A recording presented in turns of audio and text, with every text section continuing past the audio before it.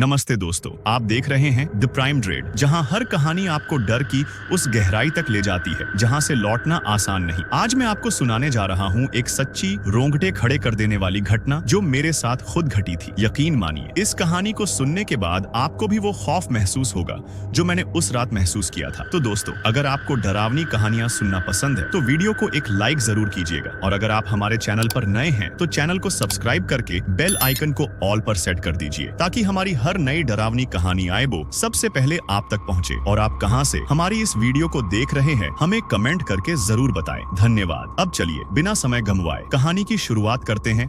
तो दोस्तों, मेरा नाम है शिवम और मैं एक ट्रक ड्राइवर हूँ। मेरा घर है बिहार के सहरसा का कचनारी गांव में। नए नए जगहों पर घूमना और सामान डिलीवरी करना मेरा पेशा है। एक दिन मेरे मालिक का कॉल आया। उन्होंने कहा, शिवम, तुम्हें आज कुछ सामान डिलीवरी के लिए जाना है। मैंने पूछा, कहाँ जाना है मालिक? उन्होंने कहा, गुजरात के सोमनाथ मार्केट में। आज शाम को निकल जाना और कल सुबह तक डिलीवरी करके वापस आ जाना। मैंने कहा, ठीक है मालिक। उसी दिन शाम 7 बजे मैं और मेरा खलासी रमेश ट्रक में सामान लेकर डिलीवरी के लिए निकल पड़े। मैं ट्रक चला रहा था और रमेश मेरे बगल में बैठा था। हम बात करते हुए आगे बढ़ रहे थे। तकरीबन 4 घंटे चलते चलते ट्रक सुनसान जंगल के रास्ते से गुजरने लगा। चारों तरफ अंधेरा और सिर्फ टायरों की आवाज आने लगी। कुछ दूर जाने के बाद रमेश ने हकलाते हुए कहा, भैया, अभी हम काल चेतन जंगल में प्रवेश करने वाले हैं। मैंने हंसते हुए कहा, क्यों, तुम्हें डर लग रहा है क्या? रमेश ने धीरे से कहा, इस जंगल के बारे में मैंने बहुत कुछ सुना है। यहाँ कई रहस्यमय घटनाएं हुई हैं और कई ट्रक अचानक गायब हो गए हैं। मैंने उसे भरोसा दिलाया, ये सब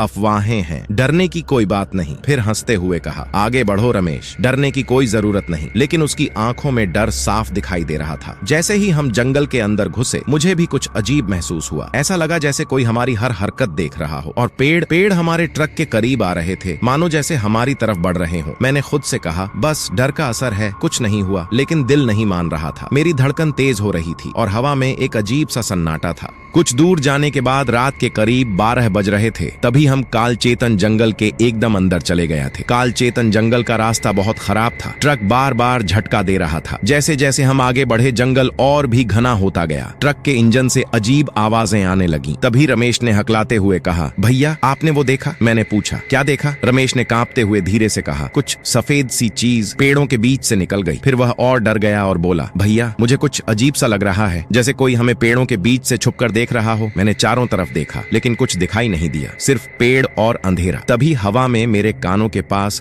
एक फुसफुसाहटें सुनाई दी, जैसे कोई हमें बोल रहा हो, तुम लोग यहाँ क्यों आए हो? मेरे शरीर में जैसे सिहरन दौड़ गई। अचानक ट्रक की लाइटें झिलमिलाने लगीं। इंजन अजीब आवाज करने लगा, जैसे कोई उसमें छुपा हुआ हो। मैंने रमेश से कहा, रमेश, ट्रक में ये क्या हो रहा है? वह कांपते हुए बोला, भैया, लगता है हम इस जंगल में फंस गए हैं। मैंने उसे हंसते हुए कहा, अरे नहीं पागल, लगता है ट्रक में कुछ गड़बड़ है, रुक मैं चेक करता हूँ। लेकिन रमेश ने डरते हुए मेरा हाथ पकड़ लिया। नहीं भैया, कुछ भी हो जाए, ट्रक मत रोकना। मैंने कहा, अरे कुछ नहीं होगा, तू बस डर मत। तभी मेरी नजर ट्रक के साइड मिरर पर पड़ी और मैंने देखा ट्रक के पीछे एक काली परछाई थी। कोई आदमी नहीं, कोई जानवर नहीं, बस एक खाली अजीब सा आकार। जब मैंने रमेश से यह कहा तो उसकी सांसें तेज हो गईं। उसको देखकर मैं भी कांप गया। तभी रमेश ने चिल्लाया, भैया, ट्रक की स्पीड बढ़ाओ। मैंने ट्रक की स्पीड बढ़ा दी, लेकिन अचानक हमारी ट्रक की हेडलाइट बंद हो गई। सिर्फ अंधेरा और सुनसान जंगल के सिवा मुझे आगे कुछ दिख नहीं रहा था। सिर्फ अंधेरा था और ट्रक की हेडलाइट अचानक बुझ गई थी। कहीं दूर पेड़ों के बीच कोई चीज सरसराई, हवा नहीं, कोई अदृश्य साया गुजर गया हो। मैंने ब्रेक दबाने की कोशिश की, लेकिन ब्रेक ने जवाब नहीं दिया। ट्रक अपने आप आगे बढ़ता जा रहा था, जैसे किसी और की पकड़ में हो। रमेश हांफते हुए बोला, भैया, ये ट्रक अपने आप कैसे चल रहा है? मैंने बोलने की कोशिश की, लेकिन मेरे गले से आवाज ही नहीं निकली, सिर्फ एक फुसफुसाहट कानों के बहुत पास। अब तुम रुक नहीं सकते। ट्रक की हेडलाइट अपने आप फिर जल उठी, लेकिन रोशनी आगे नहीं, पीछे की तरफ पड़ रही थी। मैंने शीशे में देखा, पीछे सड़क पर धुंध थी और उसमें कोई चल रहा था। धीरे धीरे ट्रक के पीछे पीछे अचानक ट्रक अपने आप रुक गया।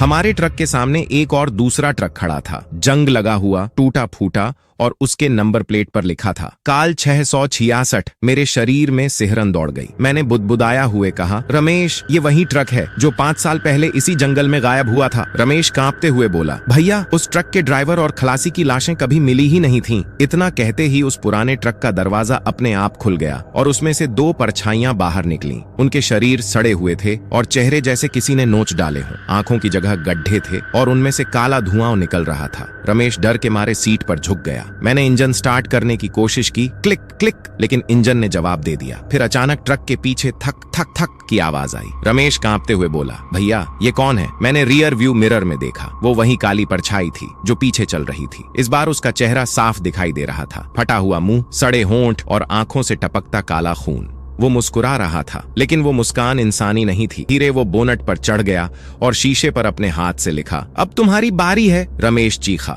भैया चलाओ ट्रक, चलाओ। मैंने एक्सीलेटर पूरी ताकत से दबा दिया। ट्रक झटके से आगे बढ़ा और वो परछाई नीचे दब गई। कुछ देर तक ट्रक भागता रहा, लेकिन अचानक पीछे से किसी के हंसने की आवाज आई। वो हंसी औरत की थी, पर बहुत गहरी, जैसे किसी कुएं के अंदर से आ रही हो। मैंने शीशे में देखा, वो परछाई अब ट्रक की छत पर थी, झुकी हुई। उसके बाल खिड़की से अंदर झूल रहे थे। उसकी आंखें मुझ पर टिकी थीं। वो धीरे से फुसफुसाई, तुम जहां भी जाओगे मैं वहीं रहूंगी। अचानक ट्रक के अंदर ठंडी हवा भर गई। रमेश की सीट खाली थी। मैंने घबरा कर चारों ओर देखा, रमेश रमेश कहाँ गया तू? पर जवाब में सिर्फ वही फुसफुसाहट आई, वो अब मेरे साथ है। फिर एक तेज चीख हुई, लाइट चमकी। जब मैंने होश संभाला, मैं अस्पताल में था। डॉक्टर बोले, तुम्हारा ट्रक रात को सड़क से नीचे गिर गया था। मैंने कांपते हुए पूछा, कहाँ है? डॉक्टर कुछ पल चुप रहा, फिर बोला, तुम अकेले मिले थे, ट्रक में कोई दूसरा नहीं था। मैं चुप हो गया। मेरा पूरा शरीर कांपने लगा, लेकिन जब मेरी आंखें बंद हुईं तो अस्पताल के शीशे में पीछे वही साया खड़ा था। वो मुस्कुरा रहा था और दीवार पर